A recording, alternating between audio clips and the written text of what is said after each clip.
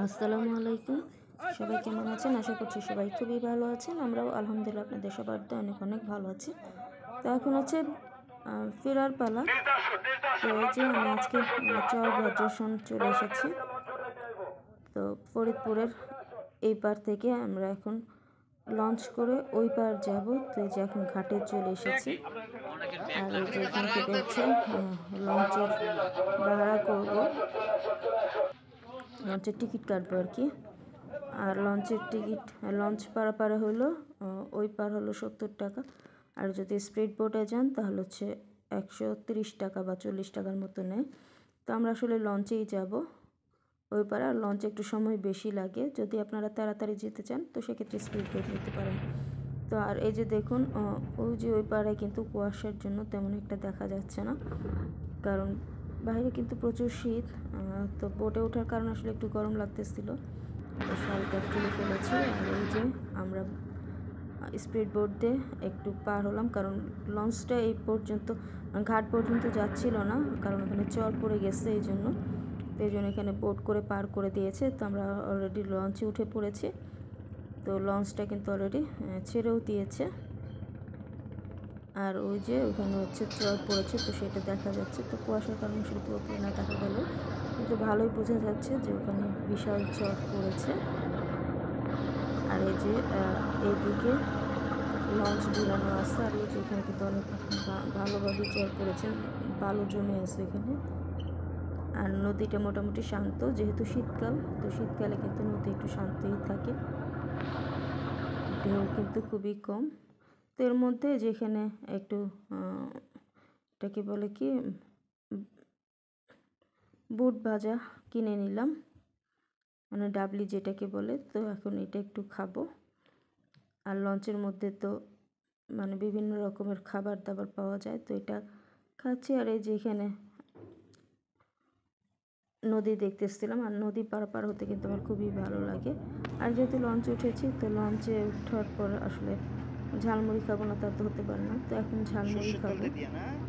তো এখানে অনেক রকমের মশলা আছে। তো মামাকে বলতেছিলাম সব মশলা দিয়ে ঝালমুড়িটা করেন। তো উনি বলতেছে সব মশলা দিয়ে ঝালমুড়িটা করে নাকি অনেক মজা হয়। তো সেটাই, সব মশলা দিয়ে ঝালমুড়িটা মাখিয়ে নিচ্ছে। আর লঞ্চে উঠলে আসলে ঝালমুড়ি খাওয়ার মজাই আলাদা। তো যারা আসলে লঞ্চে যাতায়াত করেন তারা তো জানেন। তো যাই হোক, আমার ঝালমুড়িটা হয়ে গেছে।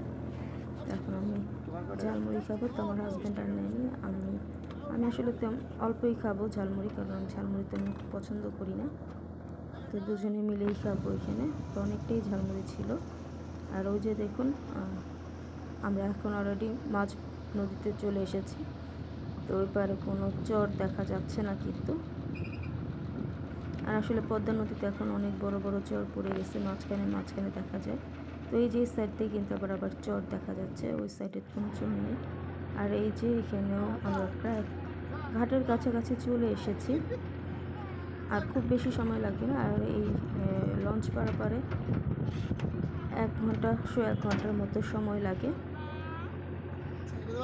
তো আমরা ঘাট বরাবর চলে এসেছি, মৈনট ঘাট। তো ওই পার হচ্ছে চর ভদ্রাসন, আর এই পার হচ্ছে মৈনট ঘাট দোহার। ওই পার ফরিদপুর, এই পার হচ্ছে দোহার।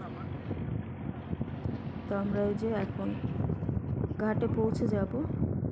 তো আমরা নৌকা থেকে লঞ্চ থেকে নামবো। তো এই যে লঞ্চ কিন্তু ভিড়ে গেছে ঘাটের মধ্যে। তো এটা হচ্ছে মেঘলা মৈনট ঘাট। তো এই যে আমরা নেমে পড়েছি। সেটা নামার সময় একটু বাড়ি লেগেছিল, এই জন্য ভিডিও করতে পারিনি। তো এখন আস্তে আস্তে নেমে যে এখন একটু একটু করে ভিডিও করতেছে। আর এই যে মৈনট ঘাট দেখুন, মৈনট ঘাট থেকে কিন্তু পানিটা অনেকটাই নিচে নেমে গেছে, কারণ যেহেতু এখন টানের সময়, তো পানিটা কিন্তু অনেকটাই নিচে নেমে গেছে। আর যেহেতু আজকে শুক্রবার ছিল, তো শুক্রবারে মানুষ কিন্তু ঢাকা থেকে মৈনট ঘাটে বেড়ানোর জন্য আসে। আসলে এটা হচ্ছে মিনি কক্সবাজার বলে যেটাকে। তো যে মিনি কক্সবাজারে কিন্তু সবাই অলরেডি ঘুরতে এসেছে মৈনট ঘাটে, পদ্মা নদীতে গোসল করবে। তো আমরা এখন আস্তে আস্তে করে ভিতরের দিকে যাব। মৈনট ঘাটে অবশ্য বেশিক্ষণ থাকবো না, কারণ এখান থেকে আমরা আমাদের বাড়িতে যাব। তো এই যে এখন এসেছে এই রেস্টুরেন্টের মধ্যে চা খাবো। তো এখানে মালাই চা পাওয়া যায়। তো এই মালাই চাটা খেতে কিন্তু ভালোই হয়। আর এই যে এই হোটেল থেকে যে বাইরের যে ভিউটা, তো ওইটা যে ওই বাইরে কিন্তু সরিষা ফুল লাগানো, সরিষা গাছ লাগানো। তো এই যে এর মধ্যে আমাদের মালাই চাটা চলে এসেছে। তো হাজব্যান্ড নিয়েছে এমনি নর্মাল চা, তো আমি এখানে নিয়েছি মালাই চা। তো এখানকার মালাই চাটা খেতে আমার কাছে ভালো লাগে, কারণ মনেটা আসলে আমি মালাই চাটা খুব খাই। তো মালাই চাটা খাওয়ার জন্য চলে এসেছি। আর এই যে এখানে বসে মালাই চাটা খেতে কিন্তু বেশ ভালো লাগতেছিল। একটু বাতাসও বইতেছিল, আবার রোদও আছে। সব মিলে মোটামুটি ভালোই ছিল, আর চাটাও মোটামুটি ভালোই ছিল। তো এই যে চা খাওয়া হয়ে গেছে, তো এখন আমি একটু বাইরে যাচ্ছি, ঘুরবো। আর এই যেখানে দেখুন ওরা ওদের মেলা কিন্তু অলরেডি বসতে শুরু করেছে আস্তে আস্তে, আর লোকও কিন্তু বাড়তেছে। আর এখন একটু লোক কম, কারণ সবাই হচ্ছে নামাজ পড়তে গেছে জুম্মার সময় যেহেতু। তো জুম্মার পরই আসলে এখানে ভিড় হবে। আর যেহেতু নদীর কাছাকাছি চলে এসেছি, তো পদ্মা নদীতে পা ভিজাবো না তা তো হতে পারে না। তো এই যে ঘাট থেকে নেমে গিয়েছি, এখন পা ভিজাবো। আর পানিটা কিন্তু প্রচুর ঠান্ডা ছিল, আর মোটামুটি যে ভালোই ঢেউ ছিল, তো অনেক ঢেউ ছিল। আর যে বিশেষ করে লঞ্চ বা স্পিড বোট যখন আসে তখন কিন্তু ঢেউয়ের গতিটা বেড়ে যায়, আর পানিটা কিন্তু বেশ ঠান্ডা ছিল এখানে।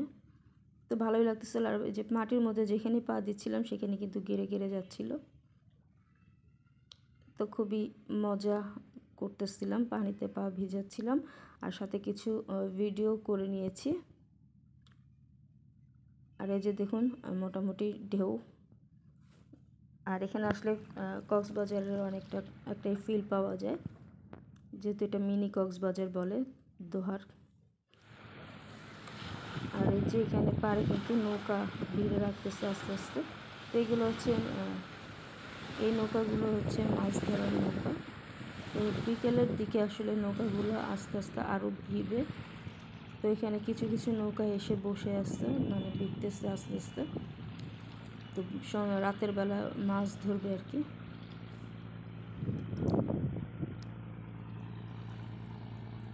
তো ওই যে লঞ্চটা ছেড়ে চলে গেল।